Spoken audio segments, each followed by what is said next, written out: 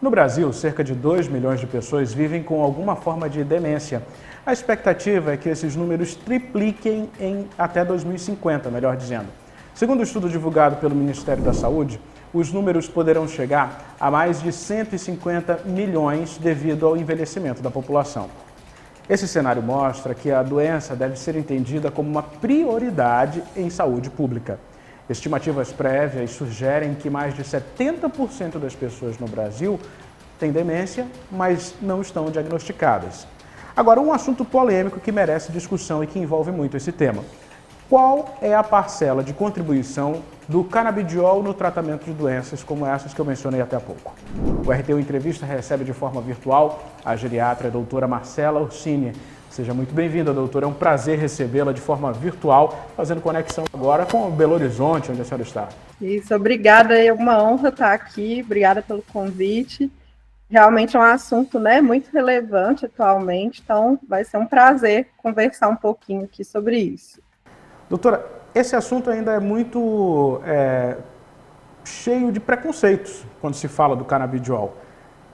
Pode ser falta de informação, pode ser crença, pode ser diversas coisas envolvidas. Mas vamos à parcela de contribuição que o óleo pode ter no tratamento de doenças como essa, que são as com demência, né? Vamos lembrar aqui do Alzheimer, do Parkinson, que são doenças que cada vez mais a gente ouve falar. O canabidiol é um medicamento muito novo, assim, né? O uso dele na medicina ainda está bem recente. Então, né, tem essas dúvidas, esses preconceitos que acabam, às vezes, dificultando, né, esse uso. No caso das demências, especificamente, tem ainda o fator que os estudos não conseguiram confirmar 100%, né, os benefícios. Alguns estudos mostram que há benefícios, outros não, o que complica um pouco mais, né, esse cenário.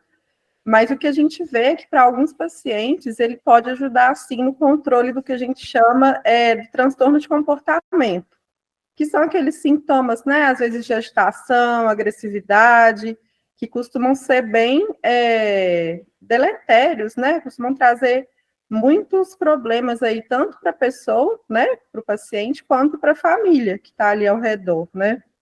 Então, o principal uso, o principal benefício dele seria nesse caso.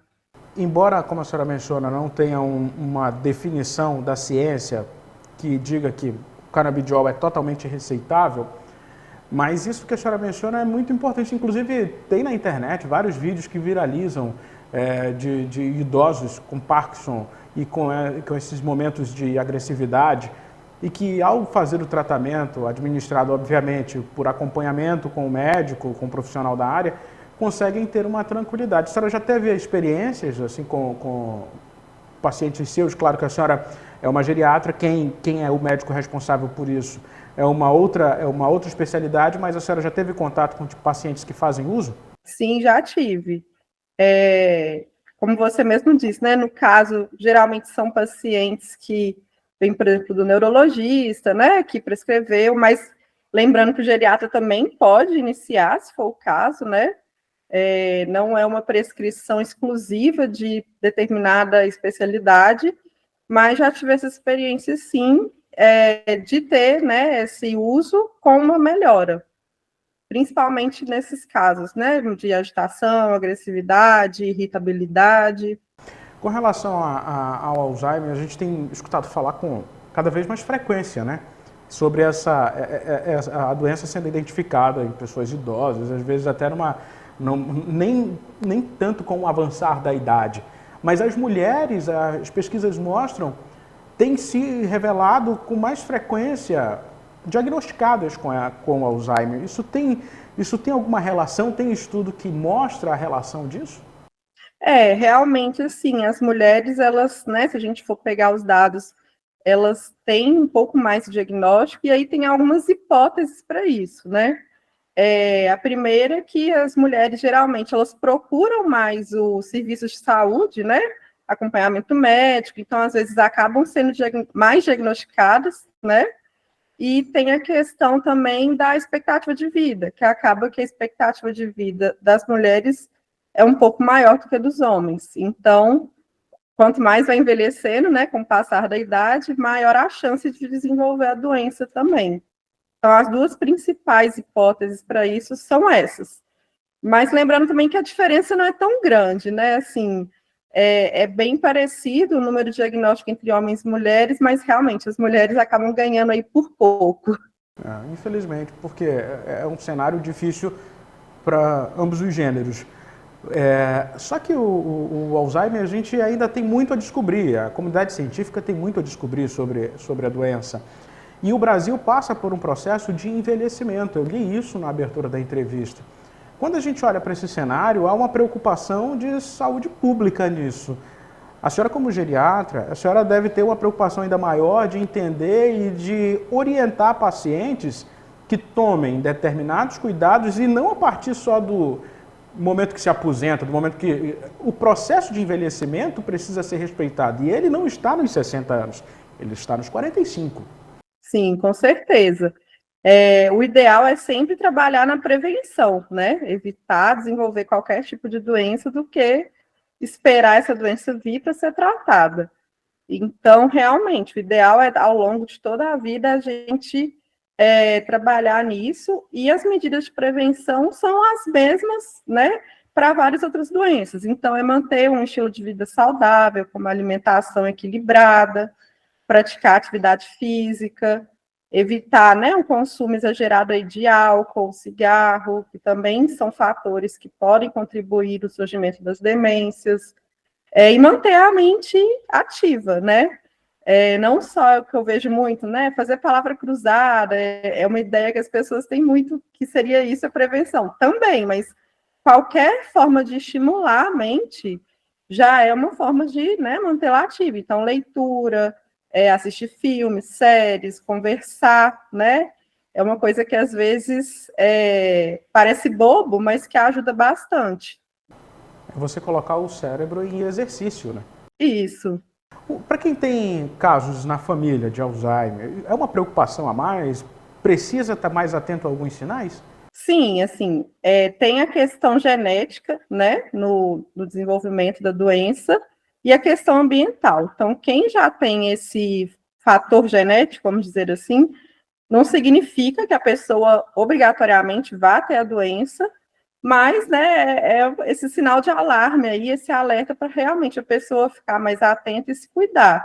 Mas lembrando que mesmo se não tiver nenhum caso na família, né, nem pai, mãe, tio, isso não impede também que a pessoa tenha doença, né? Porque às vezes a pessoa pode pensar, eu não tenho nenhum caso, então não tenho que me preocupar, e não é assim. Bom, a senhora está em Belo Horizonte, mas seu consultório é em Manaus. A gente conversava sobre isso mais cedo antes da entrevista. Manaus também passa por esse processo de envelhecimento e a gente tem até uma pesquisa do geriatra, PhD em geriatria, o Euler Ribeiro, que fala sobre a expectativa de vida do homem da Amazônia, do homem da floresta, que é mais dedicado ali à região do Baixo Amazonas e Maués, que porque tem um comportamento de vida, tem uma outra atividade, faz o consumo de muito peixe, tudo isso, essa alimentação e essa oportunidade que quem é Amazônia ainda tem de ter acesso a esses pescados com mais facilidade que em outras regiões do país. A senhora até começou a falar sobre uma alimentação saudável, mas isso está muito introduzido nessa realidade que a gente precisa ter do ponto de vista de prevenção, não é? Isso, com certeza. Então, né, o fato de ter essa alimentação aí mais natural, rica em peixes, né, que tem o ômega 3, frutas, tudo isso ajuda bastante. Não só a viver mais, né, não só aumentar a expectativa de vida, mas também de ter um envelhecimento mais saudável. Quanto mais a gente consome coisas industrializadas, né, os embutidos, isso é pior, né, para a saúde. Outro dia, eu sei que, obviamente, a senhora tem conhecimento sobre o assunto, mas outro dia eu estava assistindo uma entrevista e um médico dizia sobre a nossa falta. O brasileiro tem uma possibilidade de ter menos magnésio no consumo do dia a dia dos alimentos que a gente vai ingerindo. E que ele é um fator primordial para a abertura do nosso corpo, para que o nosso organismo consiga absorver outras vitaminas, nutrientes e sais minerais. A gente deve ter essa preocupação Agora, desde a fase adulta, mais recente, mais jovem, para quando a gente chegue naquela fase que a gente está mencionando que a senhora é especialista, a gente não tenha tanta dificuldade de ter uma qualidade de vida, uma vida saudável. Acredito que às vezes essa suplementação também faz parte desse processo. Sim, com certeza. E, né, às vezes não é necessário, tem pessoas que realmente conseguem manter essa ingesta desses nutrientes, vitaminas pela alimentação, que é ótimo, né, o ideal, mas nos casos em que não é possível, né, a gente tem essa possibilidade aí da suplementação. E o ideal realmente é trabalhar isso desde cedo, não adianta, depois de uma certa idade, né, correr atrás do prejuízo é mais difícil. Então, quanto antes a gente se atentar para isso, cuidar da saúde, manter o acompanhamento médico, né, melhor. Doutora Marcela, quero lhe agradecer pelo tempo dedicado aqui conosco. Obrigado por ter aceitado o convite em conversar com o Real Time em uma entrevista. Prazer recebê-la. Obrigado mesmo. Eu que agradeço. Foi um prazer, né? É um assunto muito importante, muito relevante, que realmente a gente tem que discutir mais. É isso. Eu vou pedir só para a senhora ficar na tela enquanto eu me despeço de você, internauta. Meu muito obrigado. Curta, comente, compartilhe e inscreva-se em nosso canal no YouTube, é o RT1 Play. Até uma próxima oportunidade.